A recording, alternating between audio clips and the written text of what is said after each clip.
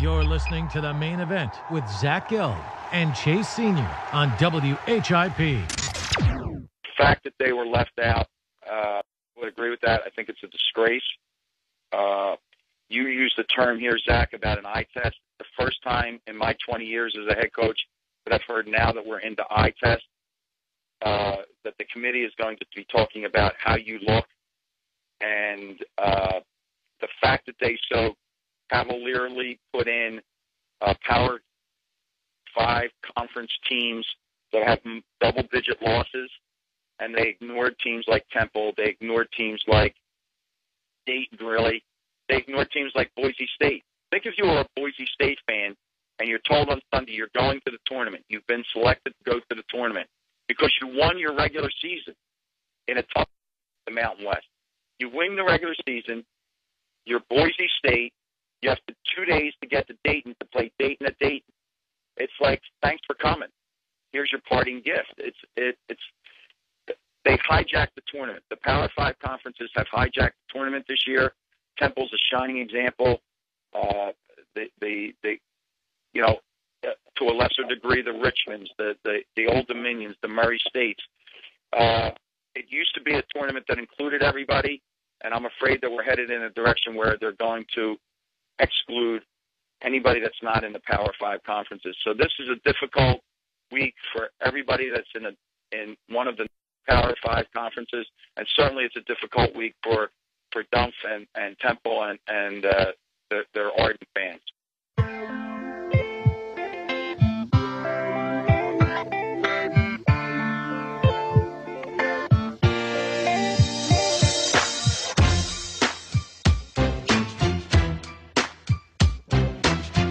Welcome back, everybody. Time in the WHIP Studios, 11:16. Nice little Where's the Love by the Black Eyed Peas. NCAA Selection Committee, though, showed no love to the Temple Owls as their NIT bound won their first game up against Bucknell the other night. And this Sunday, they will play at 11 a.m., bright and early, but let's pack the Liacouras Center for a matchup up against GW. Now joining us in the studio, assistant men's basketball coach Dwayne Killings, who always kind of joins us during the NCAA tournament and the NIT, dating back for the last few years. Coach DK, it's Chase and Zach. Thanks for a few minutes. How are you? Thanks for having me.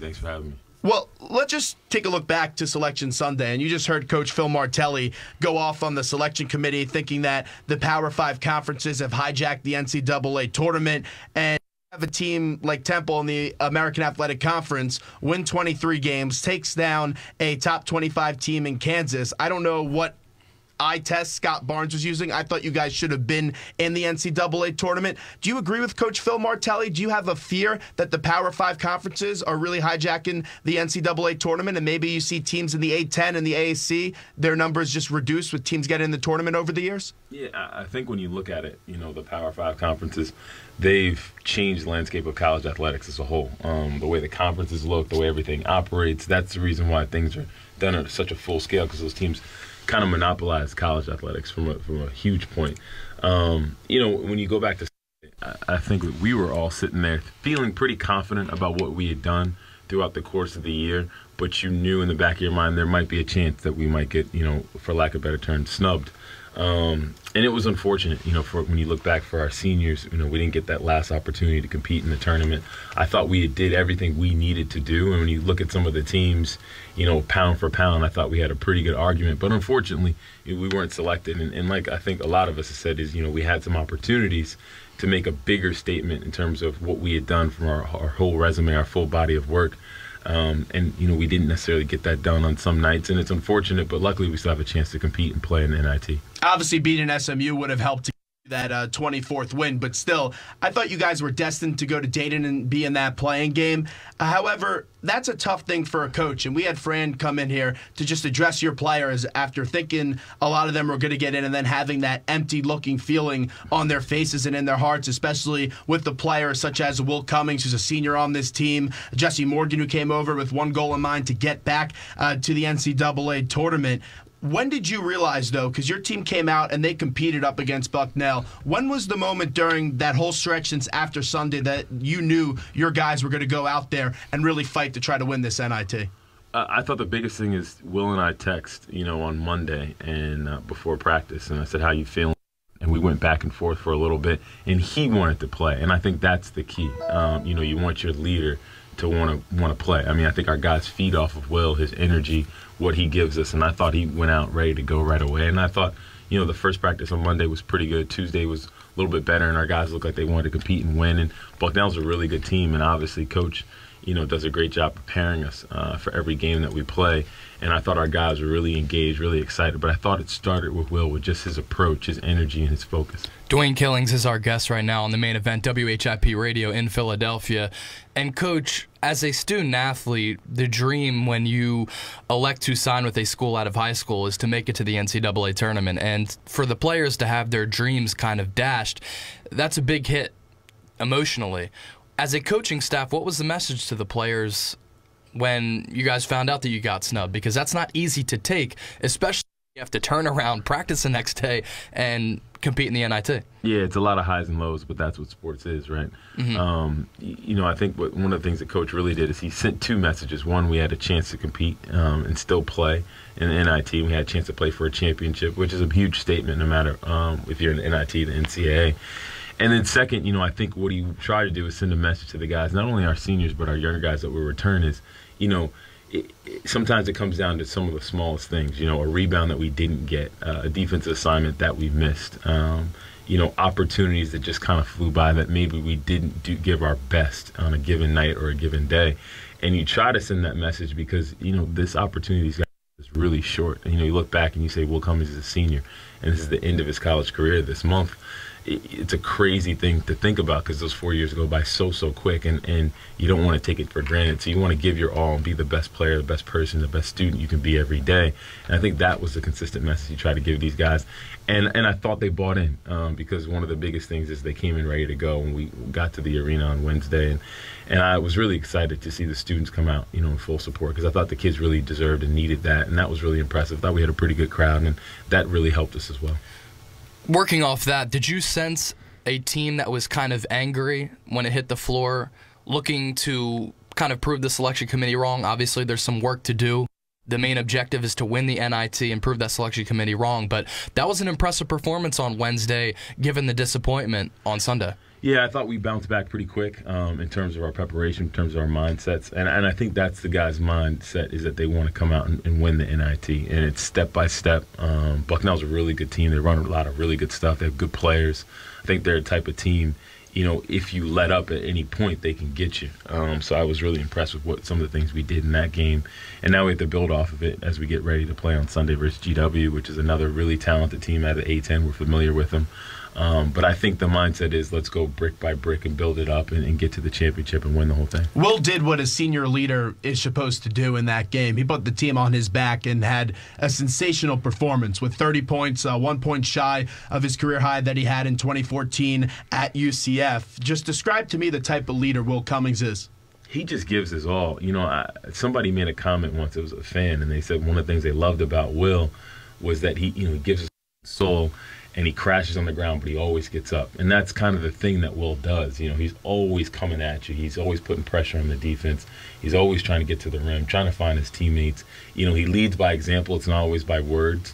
And that's the most impressive thing. And I thought Will played like, hey, it could be my last college basketball game, and I'm going to do everything I can to make sure we don't lose. And that's what you want in your senior leader. And my hat goes off to him because I know how bad he wanted to get us back to the tournament. He's our leader. It's his team. For the most parts this year, and we couldn't. So I think he's looking at like, hey, let's go out and make sure we don't lose a game. Towards my end of my career being in the NIT. With anyone that you've ever played with, or coached with, or even just watched, who does Cummings remind you of? We were making some jokes because he had a play in the second half. He split a ball screen, got to the rim, got fouled. And we were saying he looked like Russell Westbrook. Wow. Will's just such a dynamic guard because he's so fast. He's got a lot of speed. He's got a lot of athleticism, and he competes. I think Will's just a unique guy in that perspective, and I hope those attributes carry him a long ways through his career. And if you're going to talk about guys to compare him to, I think it's just, he's got Ty Lawson kind of speed. He's got the ability to go baseline to baseline. I think the reason why guys walked around calling him Westbrook is because he kind of contorts his body, changes speed so quickly. But at the end of the day, he's Will Cummings. I think he he's become the best Will he can become at this stage in his career, and he's trying to get better and trying to help us win. When we look back at his college career, the first 2 years were up and down. He didn't get many minutes as a freshman, which is understandable. His sophomore year, he was kind of in the shadow of Khalif Wyatt. The last 2 years, though, he's been phenomenal. When did you see him finally get confident in his abilities, and when did you see him realize that he could be the player that we are seeing right now? I thought it was the summer going into his junior year. He just worked. And the Europe trip, right? Yeah, I think that's the biggest thing for guys. You got to put the time in. You look at Josh Brown. He put a lot of time in his game. He made a big jump from last season to this season just because he worked at his game. He wants to be good. I think that's where you start to figure it out. I think the most impressive thing about Will is, his sophomore year, he played a decent amount of minutes with Khalif Wyatt on the court and kind of figured out his role there. But you could see the talent and you could see the desire to be good and the desire to compete.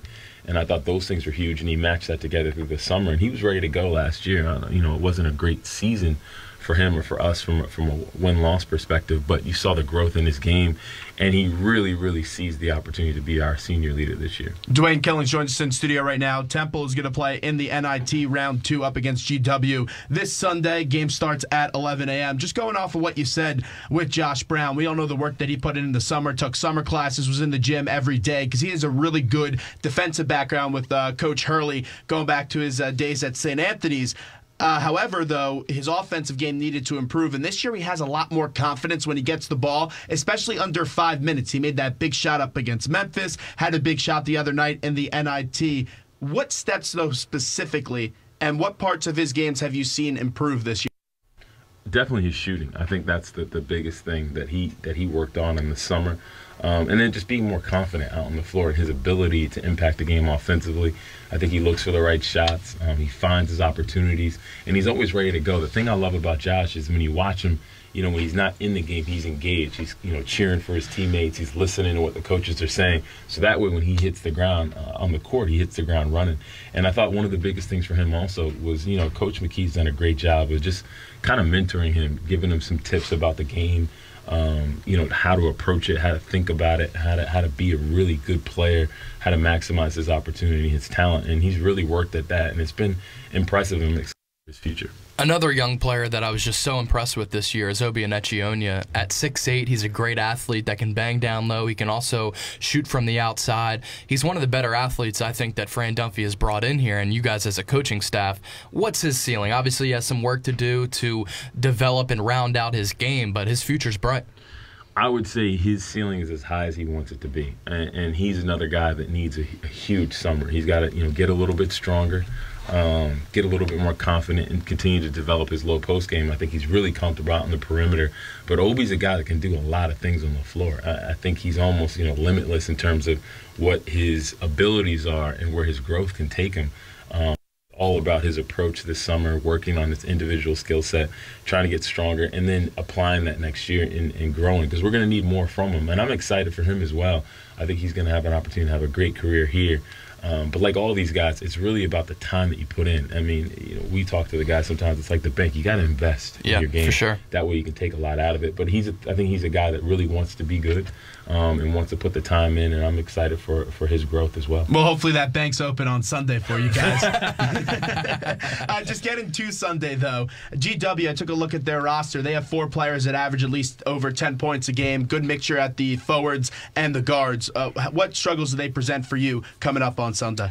The kid Kevin Larson, he's a load in the post. Does a really good job of posting down low. He puts a lot of pressure on the defense, gets to the offensive glass. A really good passer. I think as a whole, they pass the ball, they move the ball really, really well. And like you said, they have 4 or 5 guys that can score the basketball. They changed their lineup a little bit. You got Keaton Savage comes off the bench for them. Had a really big first half against Pitt. They're a talented basketball team. They run a lot of good stuff. They're well coached. I think they're a team that early on people had them pegged to go to the NCAA tournament, and they just kind of hit a snag and couldn't get through it. But talented team, and I think just like everybody else, they're in the mindset, let's win NIT, build on it for next year. So we have to come in and do our job defensively first when we compete against them. I spoke with Dunphy as he was heading out of the arena on Wednesday night, and he told me the start time and had me guess when it would be. would have never guessed 11 a.m. He said he'd rather play at 11 p.m. than in the morning. What are some of the challenges with that? Because it's very odd for a team to play that early and get up for an early tip. Yeah, it's different. I mean, just like any of us. I mean, you wake up early in the morning, and first thing you're like, all right, I got to get myself going. You know, you're looking over, eating your breakfast a little bit earlier, your body's moving a little bit earlier. So the thing is, you got to get these guys thinking about playing right away. I mean, they're going to wake up, they're going to eat, we'll go through our film, go through our scouting report, and then they got to go compete. It just happens a little bit faster for them. And obviously, the young kids, you're changing their approach a little bit. They're used to coming in for shoot around, going back, getting off their feet, coming back in. Their routine's a little bit different. But we got to be ready to go right away. One of the things we'll do is, we'll probably practice what the game time is on Saturday just to get them used to that a little bit. But it's about hitting the floor and playing. And sometimes, we do all this stuff to get these guys in the right mindset. Really what it's about is coming ready to play right away. So on Saturday night, what time is Dwayne Killings going to put his head on the pillow and go to sleep? Depends on how good the games are that night. It's tough to not watch. You have a young child, right? Mm-hmm. She'll be 1 year old next Friday. Better hope that baby doesn't cry Saturday night, right? Mommy's going to be on the diaper duty, right? Odds are she'll wake me up. Dwayne Killings in studio. So you guys played a lot of good teams this year. A few still left in the NCAA tournament: Cincinnati, Kansas, Villanova, and Duke. When you take a look at all the teams you played this year, who do you think is the one team that has the best chance at winning the national championship? Out of the teams we played? Yes. The one thing I'll say is Cincinnati's a really good team. I think when you watch them play, and the thing I love about them is they always compete, and they're always trying to find a way. I mean, yesterday you're looking at them, and some people might have counted them out of that game, and they just kept coming at you. They lose one of their best players, gets thrown out of the game, and it was just like they never wavered. They just kept coming. The kid Copain made a couple bad mistakes in the game. Unbelievable layup. Just keeps coming at you. And I think that's what you need to win. You need good guard play. Obviously, all the teams are well coached. They're really talented teams, but you need some type of edge. And I think that's the edge that they really have. And then, looking at Villanova, really good team. I mean, they space the floor. They can make shots. They can get their own shot at any time. And I think one of their consistencies is that they try to play harder than you for 40 minutes. In the NCAA tournament, I think that's negated a little bit because everybody's competing because that could be your last day. But I think that's one of the keys to trying to get basketball games is trying to beat you every possession of the game. Is anyone beating Kentucky? It's going to be tough. It's going to be tough. Hampton made it interesting there for a couple minutes. Yeah. It was a Sharpie in the word of Seth Davis. But, it's going to be interesting to see if you can. I think you have to almost play a perfect game. Got to be able to make shots out in the perimeter when you're playing against those guys. It's going to be really, really hard. But, anything can happen in the tournament, and that's why everybody watches. That's why everybody today is taking a day off and going somewhere with their buddies and watching games because it's so exciting. Anything can happen on any given day. Well, Coach, we'll be there Sunday. We appreciate a few minutes today. Thanks for coming in. Thanks a lot. Thanks, There's Coach Dwayne Killings for the Temple basketball team. 215-204-WHIP is our number. What we'll do right now is we'll take a quick break, and on the other side of the break, we're going to be joined by a former 8-10 rival, St. Louis coach Jim Cruz will join us next.